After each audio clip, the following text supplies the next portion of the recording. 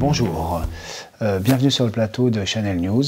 Aujourd'hui, nous allons partager l'histoire de Constellation et nous allons revenir avec Étienne Besançon, son PDG, sur la genèse de ce partenaire nouvelle génération. Bonjour Étienne. Bonjour Yann. Bonjour Étienne Besançon. Donc vous êtes le patron fondateur de Constellation. Et vous incarnez un nouveau type de partenaire ou de société de services, d'intégrateur. Et je voulais vous demander de nous expliquer finalement en quoi vous aviez une approche différente de celle de vos concurrents, collègues, et finalement comment était née l'idée de Constellation. Alors, l'idée de Constellation est née après 13 ans chez Intrinsèque, où j'ai pris en charge le développement d'offres d'infogérance, donc basées sur du service.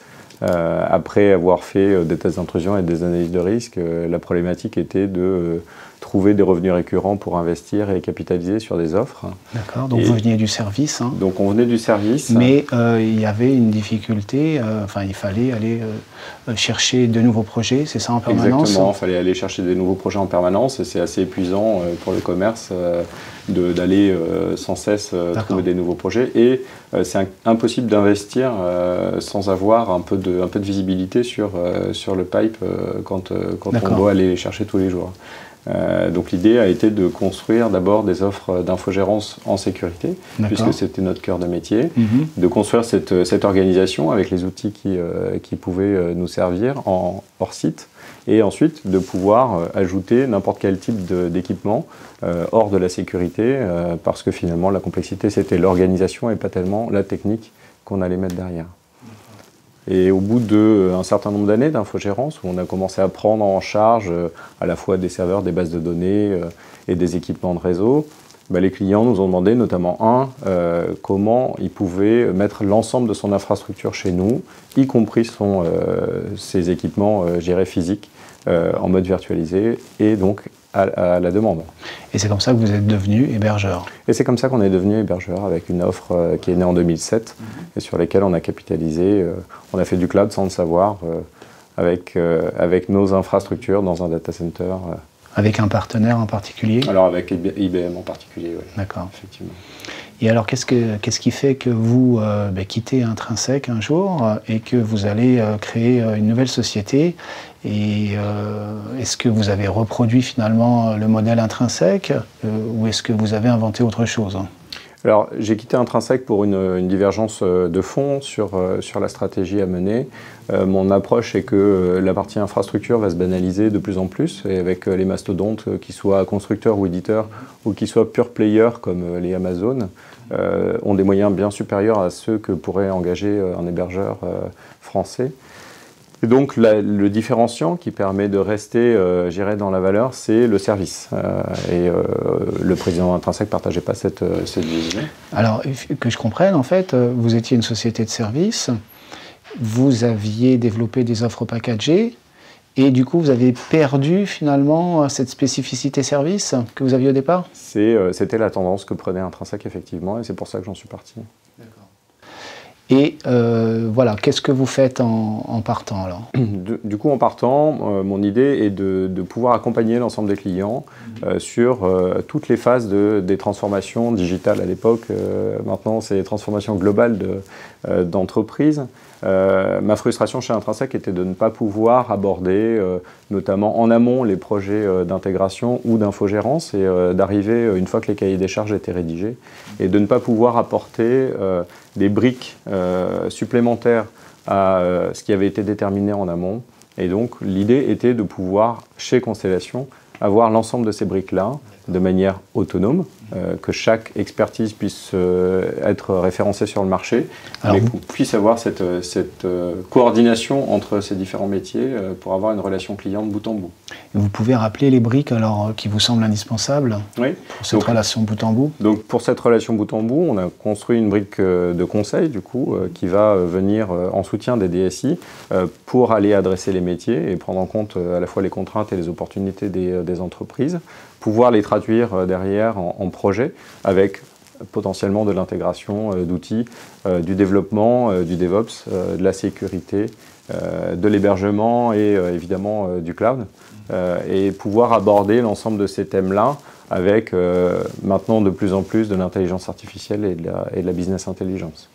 Alors comment vous y prenez-vous? Parce que vous êtes tout seul ou quasiment, vous n'avez pas de structure, alors vous voulez partir de zéro et puis monter une structure en croissance organique ou faire de la croissance externe? Quel est votre plan? L'idée, c'est clairement de trouver un navire amiral pour pouvoir onboarder l'ensemble des associés, puisque nous sommes 14 associés, et trouver du coup une entreprise qui a déjà un certain nombre de clients, un volume d'affaires important pour pouvoir aller développer d'autres briques de services, et ensuite de pouvoir croître sur cette base-là.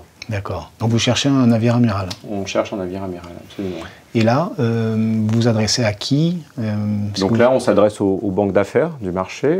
On a travaillé avec plusieurs banques d'affaires et on s'inscrit sur des plateformes qui mettent en relation des gens qui souhaitent céder leur entreprise avec des gens qui souhaitent les acheter. D'accord. Et c'est comme ça que nous rencontrons EVA peu de temps après avoir créé Constellation finalement. D'accord.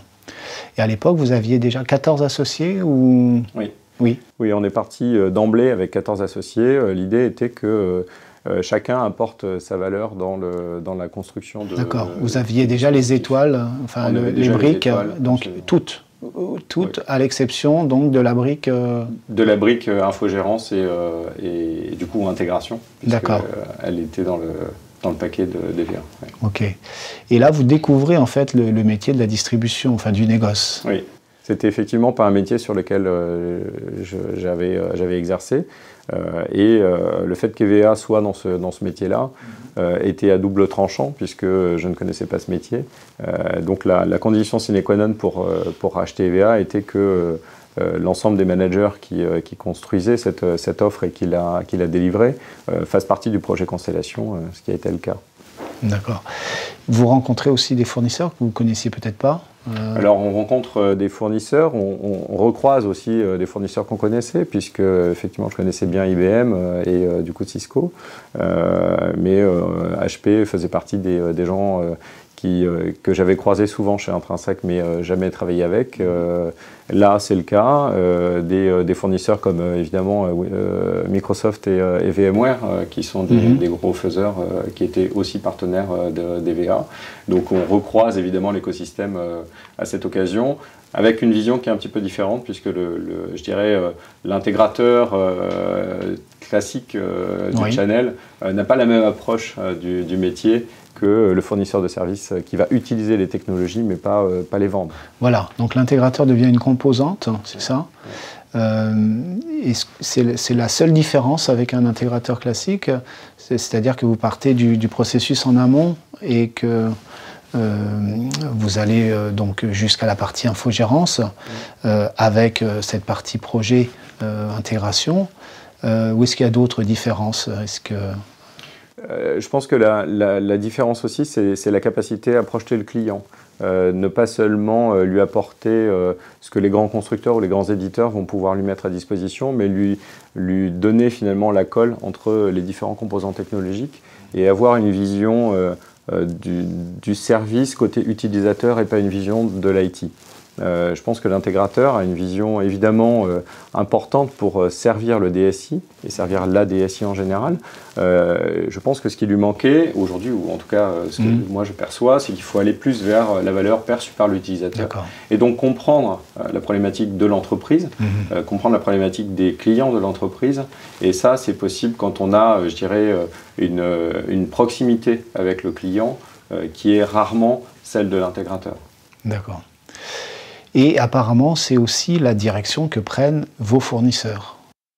Oui, c'est effectivement la direction que prennent nos fournisseurs, puisque tout le monde a perçu que la valeur n'était pas forcément dans l'IT, mais qu'elle était dans les métiers, puisque c'est là où l'entreprise va avoir des budgets quasi illimités, puisque quand c'est pour soutenir le business, il y a beaucoup moins de problématiques de budget. Quand on est sur de l'IT, on est toujours obligé de faire mieux l'année d'après avec moins de budget. Et alors en termes de métier, là vous partez de zéro ou vous avez... donc comment vous faites pour développer vos expertises métiers? Alors comment on fait pour développer nos expertises métiers? On a des clients avec lesquels on s'entend bien, qui nous permettent de donner accès à des fonctions métiers dans l'entreprise et qui permettent du coup d'aller chercher des missions autour de la technologie pour anticiper les ruptures qui vont intervenir dans leur propre business. D'accord. Donc on a une activité de conseil qui permet de conduire ces chantiers-là, de faire des plans stratégiques, des schémas directeurs, et puis on a ensuite la brique DevOps qui travaille en relation très étroite avec les études de nos clients.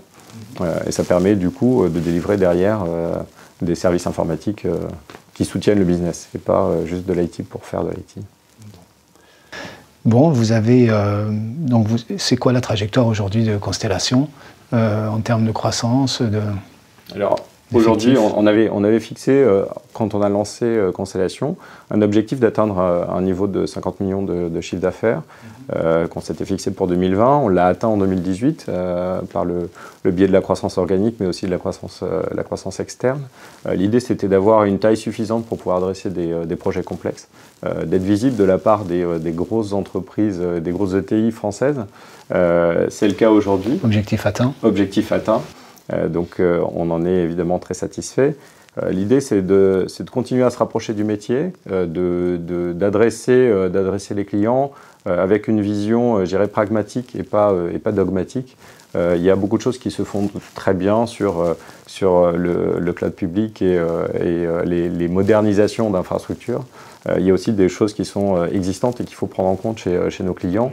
L'idée, c'est de faire le meilleur des deux mondes et d'aller adresser du coup des enjeux applicatifs chez nos métiers avec potentiellement un patrimoine applicatif legacy chez nos clients.